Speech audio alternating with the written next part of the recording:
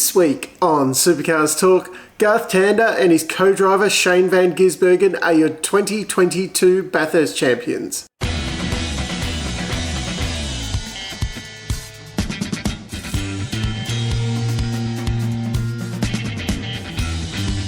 The rain that was promised all week didn't actually eventuate in the end. We only saw a little sprinkle early on during the race, but we did see a lot of mud as cars skidded on and off the track, and there was another epic battle towards the end of the race, which there wasn't much passing, but it did once again have me on the edge of my seat. This year, once again, rather than go through a blow-by-blow of the race as it panned out, I'm going to go through car by car and what happened to them during the weekend. Kicking it off, we've got the last place finisher, Tom Randall and Zach Best. They started 15th, they finished 28th with a DNF on that first lap during the kerfuffle that Jamie Whincup caused. Zach went to the left when he should have stayed on the track with Matt Campbell and clipped the back of the boost car and went into the wall, and that was day done for them. You know, they didn't get as far as what Scafie did on that fateful Bathurst in 2006. Next up, in 27th position, was another DNF for David Reynolds and Matt Campbell. Reynolds, another one that didn't get to start, didn't get a lap in at all. Matt Campbell started the race, and he had the best seat in the house for that lap one incident. Just his experience shining through there, where he just slowed down, let it all happen in front of him, and then drove off. But unfortunately, on lap 6, he got Goddarded, and the car was out there and then, a lot of damage to it, and their day was done. In 26th position, another DNF, Jaime and Dale Wood. Another one, Jaime didn't get any laps. Dale Wood was involved in the Goddard smash on lap 6. And in 25th position, the one that caused all the problems, James Courtney and Zane Goddard.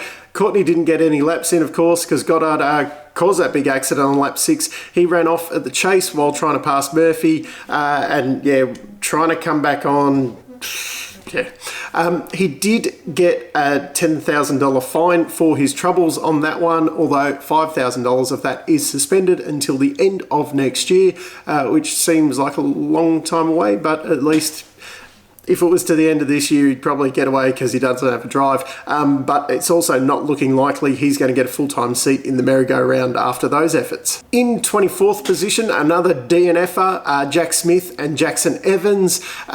They started 27th and just didn't really impact at all during the day. My wife mentioned that a safety car would spice things up, kind of around that lap 100 mark. And I said to her, don't worry, Jack Smith is still in the race. Granted, Todd Hazelwood was the one that caused the safety car that did spice up the race around that lap 120 mark. But ultimately, Jack Smith, he didn't fail and he found the wall. There was about 20 laps to go when he was out, but he actually didn't cause the safety car. In 23rd position, my disappointment for the day, Will Davison and Alex Davison.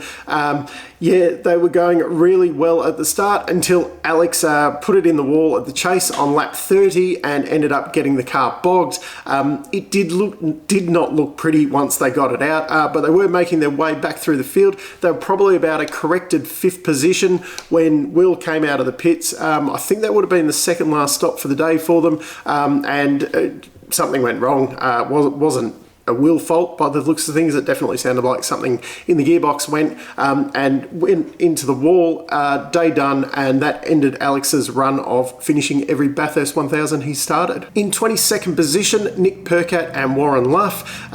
Luff he does it every year. A great start, and he was running third in the early runnings there. He did get mauled by a double stack during the first stop.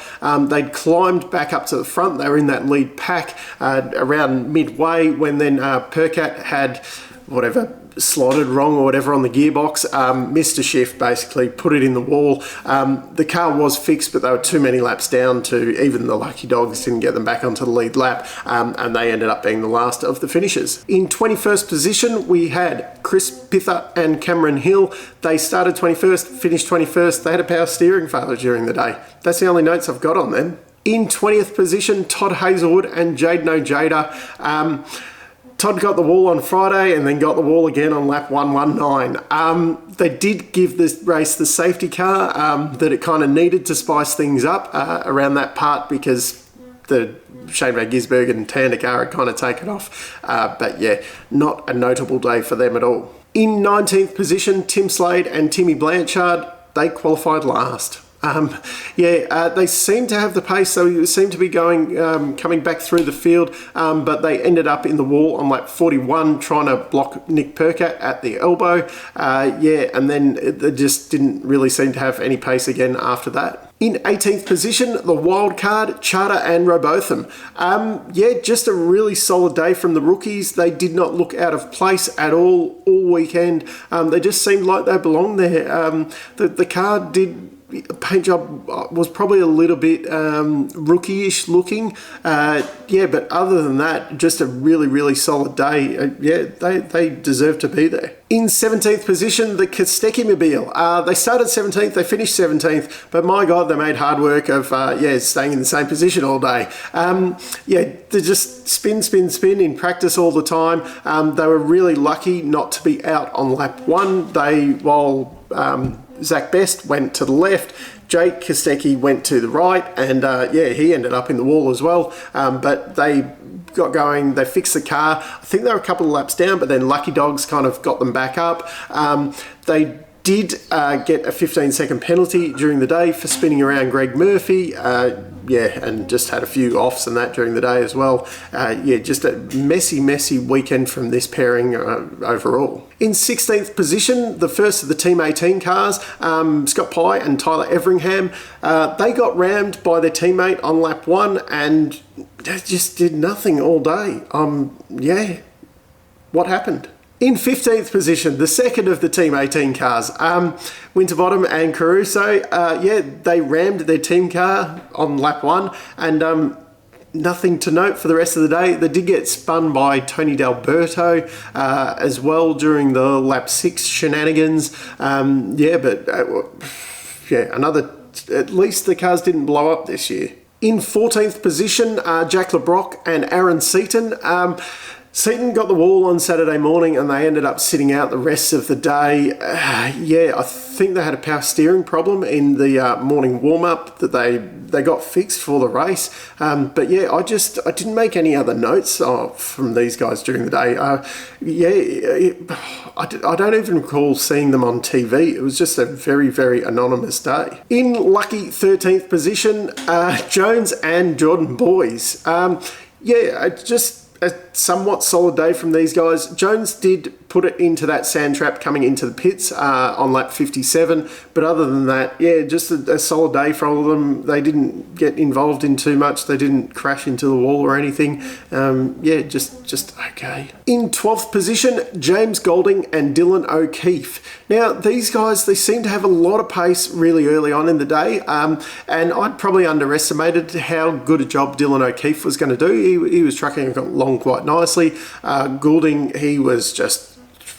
he was flying. But around the middle of the race, they changed the front bar on the car. It was flapping away down the end of Conrod. And they just didn't really seem to have the pace after that. And just stuck around that kind of just outside the top 10 for the rest of the day. In 11th position, the second of the wild cards, Richie Stanaway and Greg Murphy. They had Murph start the race, which looking back now, I don't think was the best idea because Murph did not have the same pace as what Richie did. You do have to wonder with this one, if Richie had someone a little bit more current paired with him, if they would have done better, because Richie's pace seemed really good even in the dry. Murph was just that little fraction off. So because starting right up the front, he did drop back a bit.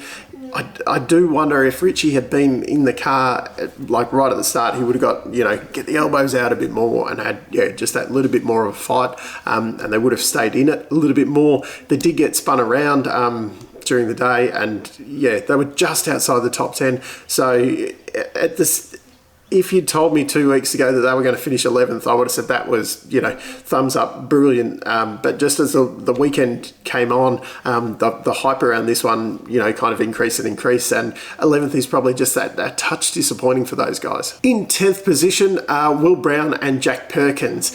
Now, these guys got involved in that lap 1 crash, and they lost time. They had to use Lucky Dog to catch back up, and that they just seemed to be on the back foot, not having the pace to really challenge anyone further up front. I think obviously finishing 1 spot ahead of the wild card, it shows that the pace just wasn't there from these guys. In 9th position, the now lead Brad Jones racing car, Bryce Forward and Dean Fiore. They started 24th, they ended up 9th at the end. I don't even remember seeing these guys on TV. This is probably the most anonymous top 10 run in quite a long time. They must have just done a solid day and not got themselves in any trouble because you didn't see them on TV. In 8th position, what turned out to be the lead wildcard. No surprise, Craig Lowndes and Declan Fraser. Just an impressive job from these guys. They didn't have the ultimate pace of the front runners, but Lowndesy just did the bulk of the work, which I was a little bit surprised about that. I would have thought Decker would have got involved a bit more. They just stayed out of trouble, got the job done, finished in the top 10. It was just a really solid day from them, which isn't surprising, really. In 7th position, Anton Di Pasquale and Tony D'Alberto. Other than D'Alberto spinning Frosty in that lap 6 chaos, and then they went off strategy to avoid double stacking and ended up in the lead for a little bit during that early portion of the race. They just quite an anonymous day from these guys as well. They were just kind of in that back half of the top 10 all day. For pace-wise, just totally overshadowed by the number 17. But they did finish the race, which the 17 didn't, so kudos to them. Finishing in 6th was Lee Holdsworth and Matt Payne. When you said these guys started 2nd and finished 6th, doesn't look that good on paper, but they were one of my surprises of the day. I fully expected these guys to kind of, fall through the field like a stone through water, and just watching Reynolds and Campbell, come to the front and essentially reverse their positions. Lee was one of the only main game drivers, especially up the front of the field, that did start the race. He did take the lead early on, but they just looked quite solid with the front runners all day.